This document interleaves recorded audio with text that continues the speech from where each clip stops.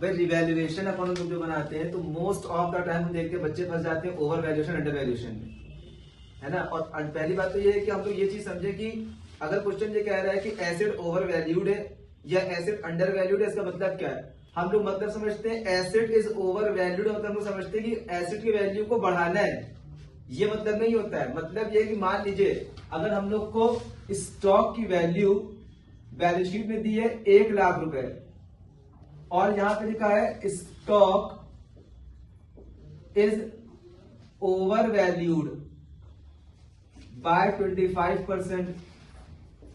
इसका मतलब क्या है, इसका मतलब ये है कि जो स्टॉक 1 लाख रुपए है ये 25% से बढ़ी हुई वैल्यू है इसकी, ये इसकी एक्चुअल वैल्यू नहीं है। स्टॉक इज ओवर वैल्यूड यानी कि 25% से स्टॉक की वैल्यू बढ़ गई है। क्या हो गई है, इंक्रीज करके हमने दिखा दी है। यानी ये जो वैल्यू दिखाई है हमने दिखा दी है 125%, क्योंकि कोई भी चीज पूरी कितनी होती है 100%। अगर हमने इसको 25% इंक्रीज करके दिखा तो कितनी हो गई है ये 125%। तो भाई इसकी एक्चुअल वैल्यू कैसे निकालनी है, यूनिटरी मेथड यूज करने। सबसे आसान तरीका यही है, यूनिटरी मेथड यूज करने।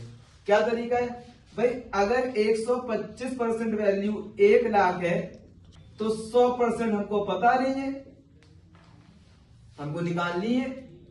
तो हमने इसको क्या कर दिया, क्रॉस मल्टीप्लाई। यानी कि 125 125 into x is equal to 1 lakh.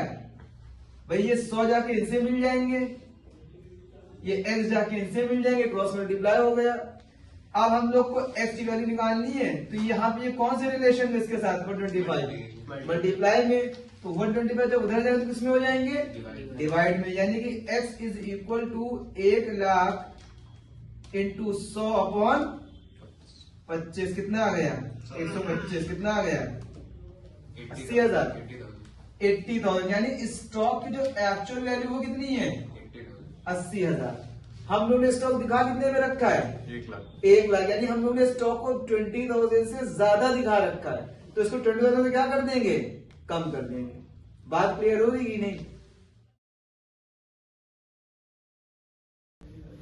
अब अंडर वैल्यूड में भी सेम खेल होता है। जैसे अभी जो हम लोग के सामने क्वेश्चन है इसमें हम लोग को स्टॉक की वैल्यू जो बैलेंस शीट में दे रखी है वो कितनी दे रखी है 4,50,000। और क्वेश्चन में नीचे एडजस्टमेंट में क्या बोला गया है, एडजस्टमेंट में बोला गया है stock is under valued bye 10%। Stock is under valued bye 10%। 100 में से 95 to 96 बच्चे गलती क्या करते हैं 10% इसका निकाल देते हैं। भाई हम क्वेश्चन की लैंग्वेज तो समझे क्या है। क्वेश्चन ये नहीं कह रहा है कि स्टॉक की वैल्यू 10% से कम करनी, क्वेश्चन ये कह रहा है कि स्टॉक इज अंडर वैल्यूड। हमने स्टॉक को अंडर वैल्यू कर रखा है कितने से 10%। यानी स्टॉक की वैल्यू ये जो 4,50,000 है, भाई कोई भी चीज पूरी कितनी होती है 100%। अगर ये 10% से अंडर वैल्यू कम दिखा रखा तो यानी इसकी वैल्यू कितनी 90% है। फिर से यूनिटी मेथड लगा दें, दैट इज 90% वैल्यू अगर हम लोग की कितनी है 4,50,000 तो 100% कितनी होगी, फिर से क्रॉस मल्टीप्लाई। तो भाई इसका मतलब 90 इंटू एक्स, ये इधर जाके मल्टीप्लाई हो जाएंगे, इज इक्वल टू 4,50,000 इंटू 100। अब इन लोगों के बीच में क्या रिश्ता है मल्टीप्लाई का, ये इधर आके किसमें हो जाएंगे डिवाइड में। यानी कि x is equal to 4,50,000 into 100 और ये इधर आके डिवाइड में आ गया 90, 0 0 कैंसिल, 9 1 जा 9, 9 5 जा 45, कितने जीरो बच गए 1 2 3 4 5, तो यानी 5 लाख आ गई। कितनी आ गई, यानी स्टॉक की एक्चुअल वैल्यू कितनी थी 5 लाख, हमने दिखा कितने पे रखा था 4,50,000 पे। तो इसके बाद हम स्टॉक वैल्यू को क्या करेंगे बढ़ाएंगे, कितने से बढ़ाएंगे 50,000। तो 50,000 का गेन हो रहा है जो कि कहां जाएगा रिवर्सल अकाउंट के क्रेडिट साइड पर जाएगा। और बैलेंस शीट में स्टॉक का उसकी नई वैल्यू दैट इज 5 लाख पे शो करेंगे।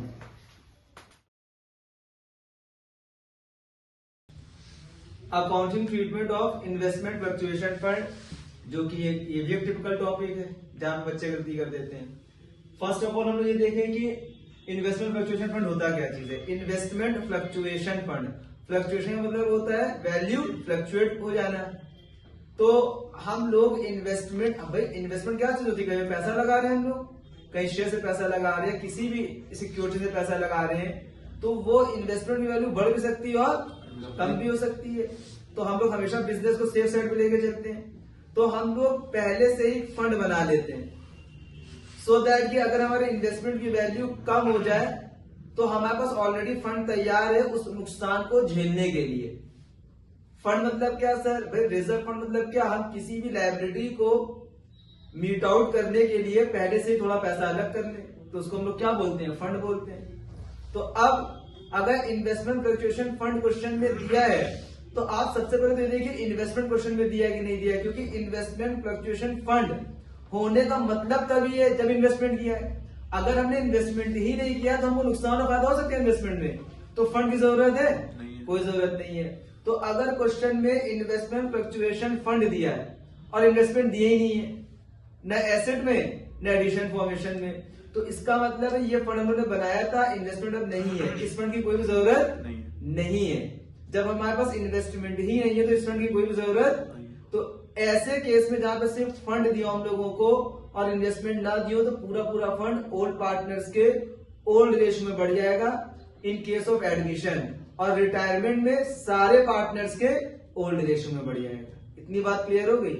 अब हम लोग को जो क्वेश्चन दिया होता है उसमें बेसिकली क्या होता है, हम लोग को बैलेंस शीट जो दी होती है, बैलेंस शीट में एसेट साइड पर हम लोग को दिया होता है इन्वेस्टमेंट। अगर हमने इन्वेस्टमेंट किया है तो हम लोग को इन्वेस्टमेंट की वैल्यू फॉर एग्जाम्पल मान लीजिए दे रखी है, अज्यूम कर लेते हैं 50,000, और हम लोग को यहाँ पे दिया है इन्वेस्टमेंट फ्लक्चुएशन फंड, और ये हम लोगों का है 12,000, ठीक है। और नीचे एडजस्टमेंट में कभी कभी यहां लिखा होगा, कभी कभी यहीं भी नीचे लिख देंगे। अगर मान लीजिए यहां लिखा हुआ है कि market value of investment, market value of investment is 40,000।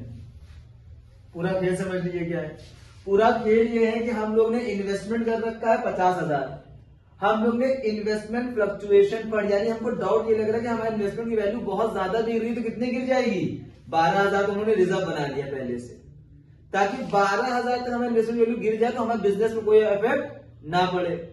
और जब हमने रिवैल्यूएशन किया इन्वेस्टमेंट का तो वाकई में क्या होगा कि मार्केट वैल्यू ऑफ इन्वेस्टमेंट कितनी है, 40,000। इसका सेम मतलब यह है कि मेरा ये मार्कर है, इसको हम अपनी नजर में मान के चल रहे 100 रुपए का, और मार्केट में इसकी वैल्यू 70 रुपए भी नहीं है, तो हम तो फालतू में इस फायदे अपने आप को फायदे में लेके चल रहे हैं ना। तो यहाँ पे भी यही सेम चीज है, हमने बैलेंस शीट में इन्वेस्टमेंट की वैल्यू कितने पे कर रखा है, 50,000, ये बुक वैल्यू है, क्या है बुक वैल्यू, लेकिन इसकी एक्चुअल मार्केट वैल्यू कितनी है 40,000। तो हम लोग को नुकसान हो रहा है कि नहीं हो रहा है, कितने का नुकसान हो रहा है 10,000, लेकिन हम लोग ने ऑलरेडी क्या बना रखा है, रिजर्व। तो ये 10,000 का जो हम लोग को लॉस हो रहा है ये हम लोग का कहां से सेट ऑफ हो जाएगा, इस फंड से, और अभी भी फंड में कितने रुपए बच जाएंगे 2,000। अब ये बचे हुए 2,000 रुपए ओल्ड पार्टनर्स के ओल्ड रेशियो में डिस्ट्रीब्यूट हो जाएंगे इन केस ऑफ एडमिशन। बात क्लियर हो गई। अब इसके बाद दिमाग में क्वेश्चन आया होगा, सर अगर मार्केट वैल्यू ये 60,000 हो जाए, भाई इन्वेस्टमेंट वैल्यू तो बढ़ भी सकती है ना, ठीक है। अगर यही वैल्यू हम लोगों की हो जाए 60,000, तो अब तो हम लोग फायदे में जा रहे हैं ना।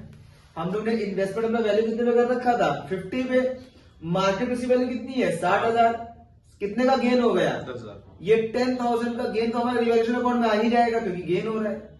अब ये जो हमारा रिजर्व बच गया इसका कोई यूज नहीं हुआ, तो ये पूरा 12,000 रुपए कहां डिस्ट्रीब्यूट हो जाएंगे, ओल्ड पार्टनर्स के ओल्ड रेशियो में। इतनी बात क्लियर हो गई। कंक्लूजन हम लोग ये निकाल सकते हैं कि इन्वेस्टमेंट फ्लक्चुएशन फंड पार्टनर्स के पीछे बढ़ जाएगा अगर ये एक्सेसिव है। एक्सेसिव मतलब ज्यादा है, भाई अगर इन्वेस्टमेंट फ्लक्चुएशन फंड दिया है, इन्वेस्टमेंट है ही नहीं तो इसका कोई यूज ही नहीं है, पार्टी के पीछे पूरा बांट दिया जाएगा, ठीक है। अगर इन्वेस्टमेंट है, इन्वेस्टमेंट की वैल्यू बढ़ गई है तो इसका कोई यूज ही नहीं हुआ, तभी ये पूरा बांट दिया जाएगा। और इसका जो गेन आ रहा है 10,000 ये रिवैल्यूएशन के क्रेडिट पे, अगर इसकी वैल्यू गिर गई 50 से 40 हो गई तो अब नुकसान हो रहा है क्या, तो वो नुकसान इससे सेट ऑफ कर दिया जाएगा, इससे सेट ऑफ, रिवैल्यूएशन नुकसान नहीं जाएगा। ये बात बहुत ध्यान से सुन लीजिए। हमारा 50,000 का इन्वेस्टमेंट अगर 40 का हो गया तो 10,000 का नुकसान होगा। ये नुकसान हम लोग कहां से ड्रॉप कर देंगे, इससे से ड्रॉप कर देंगे, यानी रिवैल्यूएशन में नुकसान नहीं जाएगा। अभी भी ये 2,000 रुपए बच गए, 2,000 रुपए ये पार्टनरशिप में डिस्ट्रीब्यूट हो जाएंगे। अगर यही वैल्यू हम लोग की 35,000 हो जाए, 35,000, अगर इन्वेस्टमेंट की वैल्यू 35,000 हो जाए तो तुमको 15,000 नुकसान हो रहा है। 15,000 के नुकसान में से हम लोग 12,000 को ध्यान से ड्रॉप कर देंगे। अभी भी 3,000 का नुकसान हो रहा है। कितने का, ये 3,000 का जो नुकसान हो रहा है ये हम लोग का रिवैल्यूएशन अकाउंट के डेबिट पे आ जाएगा। ठीक है, एक बात दिमाग में रखिएगा, कोई भी रिजर्व या फंड हो उसका अकाउंटिंग ट्रीटमेंट, कोई भी रिजर्व और फंड हो जो पार्टनर्स के बीच में डिस्ट्रीब्यूट होते हैं, और पार्टनर्स के बीच में सारे फंड डिस्ट्रीब्यूट होते हैं एक्सेप्ट एम्प्लॉयज प्रोविडेंट फंड। तो कोई भी रिजर्व या फंड हो, अगर उस रिजर्व या फंड में गेन हो रहा है, अगर वो बच रहा है, क्या है, बच रहा है अगर वो, तो वो पार्टनर्स कैपिटल अकाउंट में पार्टनर्स के बीच में डिस्ट्रीब्यूट होगा। लेकिन अगर इस रिजर्व पे लॉस हो रहा है, क्या, जैसे WCR 10,000 था, WCR की लायबिलिटी 14,000 हो गई, तो लॉस हो रहा है कि नहीं। तो किसी भी रिजर्व पे अगर नुकसान हो रहा होता है तो वो रिवैल्यूएशन के डेबिट पे आता है। कहां आता है, हाँ, ये अकाउंटिंग ट्रीटमेंट है।